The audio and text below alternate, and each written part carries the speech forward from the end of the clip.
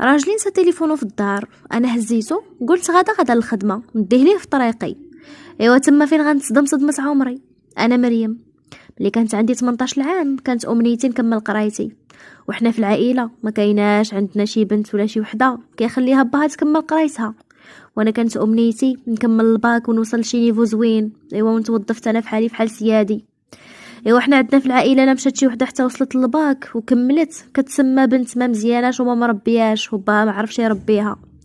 عندهم عقليه وحده، المراه بلاصتها في الكوزينه والطياب والشقه ديال الدار، ما خاصهاش تفوت هاد الشي هذا، وتجلس في دارهم حتى يجيها زمانها يتزوجها وصافي حتى يدفنها ولا تدفنو.